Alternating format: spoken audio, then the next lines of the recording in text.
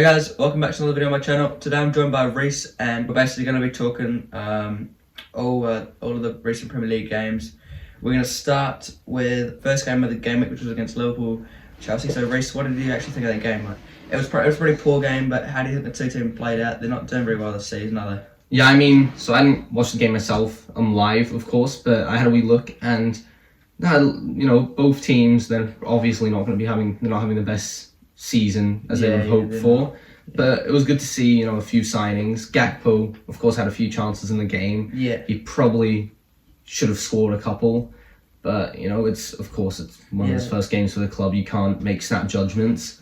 Mudryk played pretty well as well. Mudryk got a few minutes in.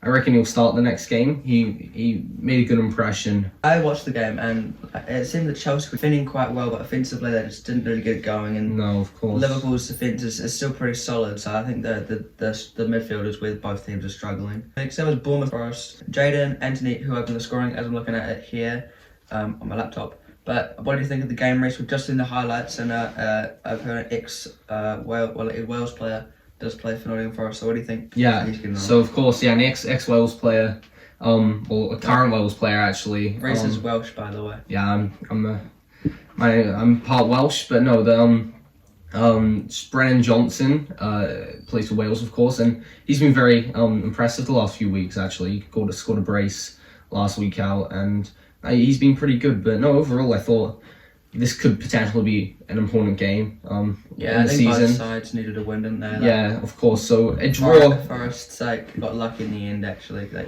just got a late equaliser. Late goal, but a draw isn't a bad result for each team. I mean, it's pretty fair. I think Bournemouth had a lot of chances during the match, and they probably should have capitalised on a few more. But definitely. It was good to watch. Jaden Anthony's goal was. Yeah, it was really well taken actually, wasn't it? Like side netting, great first touch, was great. Lovely. It was a good goal, and it was good to see their new signing from Lorient making an impact. So yeah, that was good. Yeah, that was good as well. Okay, we'll move on to the next one. The next one was Leicester Brighton. This was a game of mixed emotions for both teams. I mean, Matoma got man of the match here. He's on amazing form. Another outrageous goal. Like his goal that he scored, the curl and the whip on that, And the fact he's just come from pretty much out of nowhere, he's already played. I mean, he's burst onto the scene, hasn't he? He had a good season last year in the Belgium league, but he's really just been very impressive since breaking into the first team from Brighton. Instead of going to an academy in Japan, he went to university and studied like mechanics on how to be a footballer or something. It's quite interesting actually, but no, he's definitely been a good player. But I think going into this game, it looked.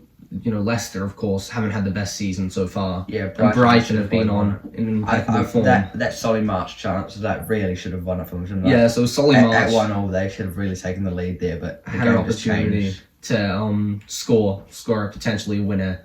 But I think he had too much time and he just fluffed it a bit himself. It was just outside the 6-yard box as well, wasn't it? Like he could have just passed it in, but I think he just felt the pressure of the ball. Like he just took too much time to think about it. But no, Brighton scored a late equaliser. Evan Ferguson, actually, an Irishman. He's fairly young, I think. It's one of his first games for the team, and it's honestly one of the best headers I've seen in a long time.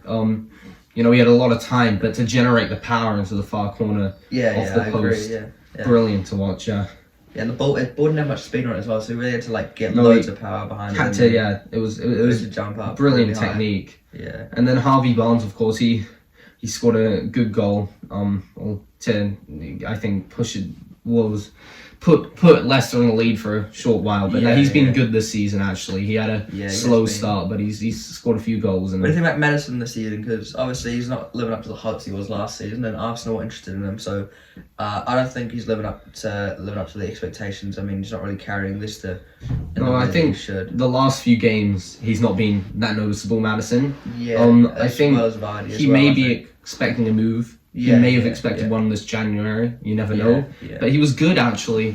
Leading up to the World Cup, I thought his form then. He was in some of the best form of his life, but it's just slowed down a bit. Didn't get chosen for the World Cup, and then did he? Or didn't play in the World Cup. He didn't play many minutes whatsoever in the World Cup. I don't think he played at all actually. Yeah, so I watched the England game. I don't think he played at all. And that would have been a shame for him because I think the form he had leading up to the World Cup, he deserves some minutes, but maybe that took a toll on his confidence. But no, it's Interesting. Yeah. Now we'll move on to Aston Villa Southampton game, another kind of relegation battle. Southampton didn't win again. They're last in the Premier League table. Everything seems to be going wrong to them at the minute. Even James Ward-Prowse is doing his best, but James Ward-Prowse is once again in brilliant form. I think every time I look at Southampton's results, he's always on the score sheet if someone does. And I reckon that's the situation here. Southampton just don't have that clinical striker who can score goals for them. And I reckon maybe that's something they could look for in January. Currently to get a new striker. Definitely. Because Shea Adams, he's of course not done too much. But I want to look at Ollie Watkins here. You know, he's a pretty consistent striker for Aston Villa. I mean, he drops in and out of form, of course, but he's been, he gets good figures, and I think he's got double figures the last 2 seasons. So he's done good here to get So do you think Aston Villa Southampton will get relegated? I think they will actually. I don't want them to. My friends support them, but it would be to go down. a shame to see a team like Southampton, who have a long history in the Premier League, to get relegated. But unless they make a few signings in January, their last signing, it's not looking good. Yeah, so I think it'll be this year. I think it's going to be very close. It will be a close battle for everyone for relegation. I think it could go down to the last match even. So it'll be interesting to see. Everton and Southampton are on the same points, but 15, the bottom of the table. Only problem with Everton, they played Arsenal this weekend at the at Goodison Park. They really have to get something from that game, don't they? Otherwise, they're in really big trouble. But I can't see them winning that game. This season's relegation battle, it'll be interesting to see. It's quite open, isn't it? 14 to 20th, all on it's 3 points separate them. So it's very tight, and there's certain teams I have soft spots for. I don't want to see Everton go down. And I reckon if they do go down, I wouldn't say it's undeserved, because their transfer business over the last few seasons has been woeful. They got 17th, I think, last year. They just missed out. So they did very good. They're not doing very good. I mean, I think it's just a mixture of the owners and the managers not mixing well, and it will be good to see. The players. They signed lots of people as well. They sacked Lampard. They just did, recently, and it'll be interesting to see what manager they bring in. Hopefully, they bring in someone. You mentioned Sean Dyche earlier, didn't you? Sean Dyche, so that would be, I don't know if it'll happen, of course, but he's a manager that has experience working with teams with not the best quality of players, but he's also he's worked with some of the current Everton squad players, Tarkowski and McNeil, so you never know, it could definitely happen. But then there's of course Rooney and even Marco Bielsa, who's also a free agent essentially. He doesn't have a job at the moment, so there's many options, and it'll be interesting to see who they choose. I mean, did you mention Rafa Benitez? Rafa Benitez, of course. It'll be interesting to see. So I don't even know if he's a job or not, but obviously he used to manage Everton not long ago. I believe he didn't do too bad with Everton. He didn't. I think the owners, they've sacked quite a few managers in recent times, so they may have been quite harsh on him. But he's definitely, once again, another option. It's just whether you want to go back to a club in which they sacked you again. It will be interesting to see, but it's exactly. Not many managers do that. No. That leads nicely on to the Everton fixture that's just come about. It was Jared Bowen who's had a brace here. He was in good form last season, and he's been in good form previous seasons. Kind of slowed down a little bit, so didn't make the World Cup squad, and so he slowed down, probably similar to James Maddison. But he got 2 goals here. He took both of them pretty well. Mikel Antonio did really well creating the second goal. Avoided 2 challenges from Tarkowski. In my opinion, that's pretty lazy defending. He didn't even jockey or try and run after Antonio. He just knew Antonio was going to beat him in a sprint race. He just dived in pretty recklessly. It was not the best showcase of defending, but Antonio did well to get the assist for Bowen's first goal, or second goal it would have been there. But of course, he's not had the best start to the season. In general, West Ham haven't been the best this season, but I remember last season he was brilliant. He was top scorer in the first few games, and I reckon he's a man that struggles with consistency, but once he finds his form, he can be one of the best strikers in the league. Another game here, Newcastle had another 0-0 draw. Didn't concede again though, so the defence is obviously doing something right. Kieran Trippier got man of the match. He's on my FBL team. He's done extremely well. He's a new FBL team too. Yes, Trippier, I think he's a bit of a mainstay in most FPL teams. He tends to pick up points wherever he goes for the FPL. Yeah. I think Crystal Palace, they're a really exciting team. I mean, I say this all the time, but every time I watch them, they've got a young squad, but they're quite experienced as well. Zaha. Elise's free kick last week, that was incredible. Against Man United, that is one of the best goals of the season, I'd say. Yeah. I think the way he just walks off as well. He doesn't even act like he scored a good goal. He just his celebration was just smiles yeah, I did that. It's all right. Yeah, it was good to see. I mean, I reckon Vieira's a very good manager. He's got experience in the Premier League, and I think he's a good mentor for a lot of these young players. Obviously, ex-Arsenal, so I'd love him to do well at Crystal Palace. I remember he beat Arsenal not long ago.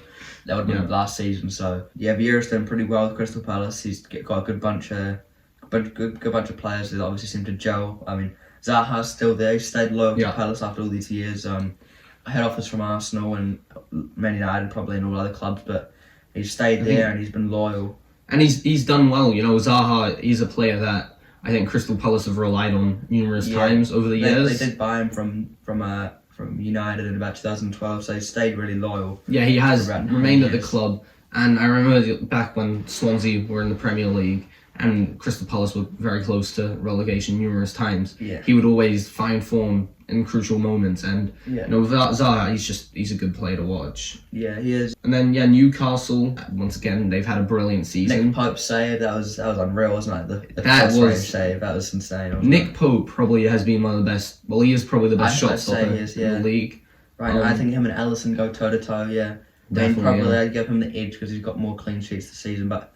I mean, per se, Alisson's probably just as good, I'd say. Yeah, no, it's definitely Newcastle. I mean, some people will say they're not the most exciting team to watch, but they just sit back. But they have a style that wins them games and does the well. Gets points. Them, yeah, exactly. And what are they top 4? I think they're just. I believe they're third. So they're they're all credit to them. They deserve it. I think ever since the takeover, some of their purchases have been quite smart, quite really good. They haven't really just gone out City or anyone or PSG's gone out bought heaps of players. They've just been missing Sven Botman's been really good. They've been very good investments actually, and I think also the manager Eddie Howe, he's had a huge influence on the squad because players like Joel Linton and Almiron, maybe transformed, haven't they? They have, haven't they? It's because they maybe wouldn't have been in the best form under any other manager, but Eddie Howe was, Joel Linton's moved down to centre mid and Almiron's. It's been really impressive to watch. They're only 6 points off Manchester City in second. So, I mean, if they beat West Ham, you never know how far they can go. But they're still technically in the title race, aren't they? Along with United and Arsenal and Man City. So they're not out of it yet. They probably won't win the title this year, but. Top 4 is a really good chance for them. I would love to see them. Only 3 points off Spurs. Newcastle have a game in hand though. So do you think Newcastle will make top 4 this season? Do you think they'll drop off later? If they maintain this strong at the back defense approach, anything can happen. I mean, we've seen they didn't have the best game against Crystal Palace, but they still managed to get a point and didn't concede. Yeah. So I think if they keep this form. And they're not affected by injuries. They have a good chance at top 4. It'll be that alongside the relegation battle will be very interesting. I think they've got a good run of fixtures as well. Obviously, they got going to play Arsenal at the Newcastle Stadium later on in the season, and all the other teams around them. So as long as they get results there, I could see them definitely getting at least Europa League. I don't think they'll fall that far down anyway. So.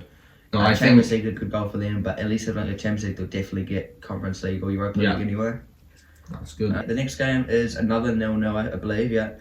Leeds against Brentford. It was a pretty uninspiring game, wasn't it? It wasn't key moments. The most enjoyable. There weren't many chances. I mean, Nyoto was shining again, wasn't he? Raya made a good save to deny him in the first half. I think Raya was probably Brentford's best player. He made a few good saves. I mean, it says he got man of the match, which is understandable. He made good saves. The most noticeable was from Nyoto's shot from inside the box. But Nyoto's been. I think the signing went under the radar a bit because, of course, no one really expected him. Did they? He got 2 goals in the FA Cup, I think, against Cardiff, was it? Yeah, it would have been Cardiff. Yeah. He got that Decano-esque goal. He just flicked it, almost not as a volley. It was really good to see, and he's in my FBL team. I'm taking a punt on him for the the double game week coming up, and Brentford as well. So I'd love to see them do well. Leeds are a good team to watch anyway. I like most of their philosophy is really nice. The way they play football is always offensive. It's on the front foot anyway. No, I think Leeds taking style. Yeah, I think Leeds are definitely a team. They've probably, they had a really good start to the season. Of course, I remember a game in which they bet Chelsea, and that was brilliant. Yeah, but I think if coming into after the January transfer market, they may bring in a few players. I know McKennie's close from Juventus to joining, and they could really. They have been on pretty poor form. I mean, they haven't won any of the last 5. Here it says they're only 1 point off relegation zone, and they're only it's just really shocking form for them, really, along with Leicester and West Ham and Wolves, the other teams around them. Yeah, but I reckon that if they do continue if they just pick up points on the run and find some form. Yeah, I remember, I believe Somerville is injured at the moment, but he was in the form of his life. He was one of the biggest breakout stars of the season, and he's done. It's unfortunate that he's got injured, but now he's definitely done. I think it was last season or the season before when Leeds got promoted that Bamford was on the form was live. So I think if he really gets kicking again, and he can carry them because he's a pretty good striker. Definitely. I think Leeds have been very unlucky with some injuries because Bamford is definitely, for a long time was the most influential player in the dressing room, and he scored 15 goals in the first season back in the Prem. So I definitely think that's insane, isn't it? For a Leeds player, that's. I definitely think Leeds. I hope they stay up, but it'll be interesting to watch. I hope they stay up too.